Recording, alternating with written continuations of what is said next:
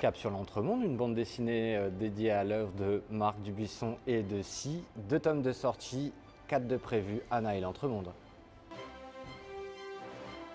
Rejoindre les Indes par l'ouest, c'était un peu le projet de départ. On est donc en 1492 et on va suivre Christophe Colomb qui s'apprête à larguer les amarres. Sauf que dans sa cale, il a 2 passagers clandestins, 2 jeunes dockers, Anna et Domingo, qui vont vivre le voyage le plus intense de toute leur vie, et ça commence au fond d'un trou. Il y a déjà la verve incroyable de Marc Dubuisson qui sculpte ses dialogues comme un orfèvre de la punchline. Ensuite, il y a les dessins de Si qui a un réel sens de la composition. Elle a une mise en couleur à l'aquarelle qui est juste à tomber par terre. En plus de ça, il y a une galerie de personnages très haute en couleur, hyper drôle, hyper sensible. Et en plus de ça, il y a aussi la construction de l'histoire. Ça part comme un récit initiatique ou un récit d'aventure plutôt à la Stevenson pour partir dans du surréalisme mystérieux et coloré. Des planches originales absolument magnifiques à l'aquarelle, de la retranscription d'univers. Cette exposition s'adresse aussi bien à ceux qui ont déjà lu l'album qu'à ceux qui souhaitent le découvrir. Vous aurez notamment, pour ceux qui l'ont déjà lu, une invitation à découvrir l'intimité de travail des auteurs ainsi que des éléments qui n'ont jamais été exposés.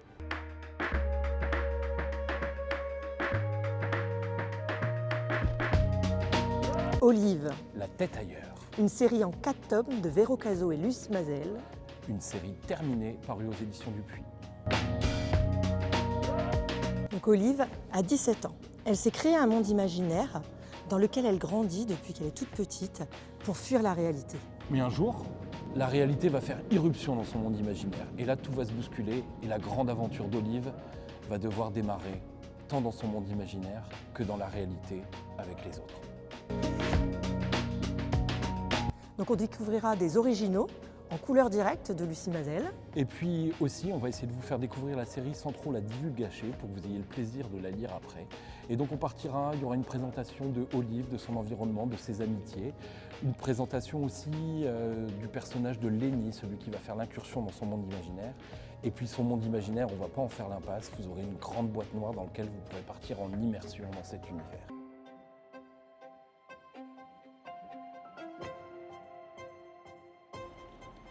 Bulle Verte est une exposition collective qui fait dialoguer la bande dessinée et la crise écologique.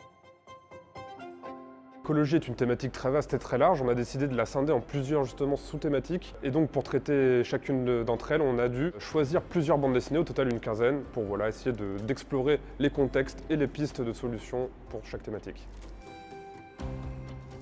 Nous avons donc choisi de traiter la thématique de l'écologie parce que nous n'avons plus le temps. Voilà, tout simplement parce qu'il faut faire quelque chose dès maintenant, de manière individuelle. Chacun voit dans sa chair, littéralement, chaque été, les températures qui augmentent, voit un climat qui se dérègle de manière globale. Et nous avons décidé de demander aux auteurs de bande dessinée de nous apporter des solutions, à la fois un regard sur cette question, mais un regard artistique, mais aussi des solutions. Et nous insistons sur le fait que ces bandes dessinées nous aident à mieux penser la crise écologique. Alors dans cette exposition qui sera divisée en plusieurs thématiques, on va y retrouver des originaux, mais également des ateliers, des petits jeux, etc. pour trouver des solutions tous ensemble. Donc voilà, je vous en dis pas plus et je vous donne rendez-vous le premier week-end de juin pour découvrir tout ça.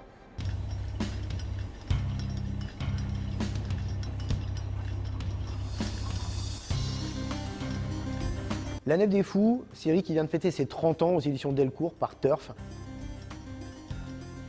Entre médiéval et semi-réaliste, l'histoire d'un petit roi qui se fait renverser par son grand coordinateur. En parallèle, 2 policiers zélés qui sont à la recherche d'un trafic de coloquintes. Et 2 disparitions inquiétantes, la princesse et le fou du roi, qui se retrouvent dans un monde qui paraît très éloigné de celui qu'on voit au départ. La Nef des Fous et 2 Capes de Croc, ce sont vraiment 2 BD qui m'ont fait prendre conscience en fait qu'on pouvait écrire des choses complètement loufoques avec une écriture extraordinaire. C'est parfait. À voir absolument les planches en couleur directe de Turf avec des montages et une petite construction, le sidecar en taille réelle des 2 policiers.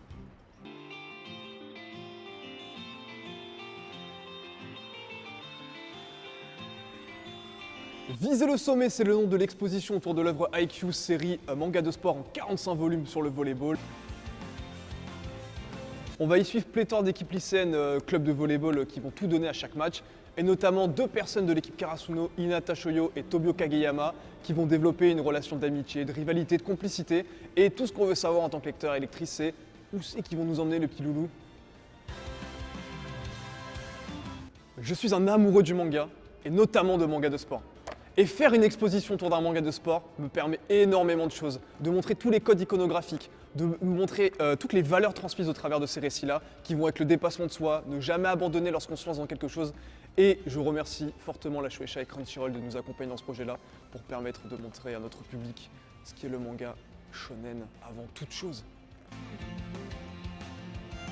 Dans cette exposition, vous y retrouverez un terrain de volleyball sur lequel vous pourrez déambuler, vous installer pour lire quelque chose. Vous aurez bien évidemment des informations sur la série, sur les règles du volleyball et les postes, démonstration de planches, couleur et noir et blanc. Bref, énormément de choses formidables. Je vous invite à toutes et tous à y venir. Et entre nous, ça sera sûrement la meilleure exposition du festival.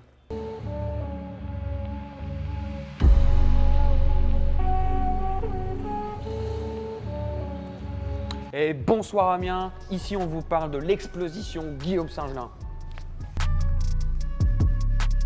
Donc pour cette rétrospective, on a décidé de s'arrêter sur 4 bandes dessinées de Guillaume Singelin qui sont Loba, Loca, The, Grosserie, Pity SD et Fou. Tiers. Moi j'ai kiffé le dessin de Guillaume Singelin, j'ai trouvé ça vraiment trop beau et à chaque fois dans des univers différents. Et ça, je suis vraiment tombé amoureux de lui pour ça. Et puis dans une expo, ça peut que déchirer entre les lance-flammes, la jungle, la ville et l'espace. Voilà, ça va déchirer. Dans cette exposition, vous pourrez retrouver moult originaux et assez fou, il bosse en A4. En A4, est-ce que vous vous rendez compte? En A4. Et il y aura un peu de scéno.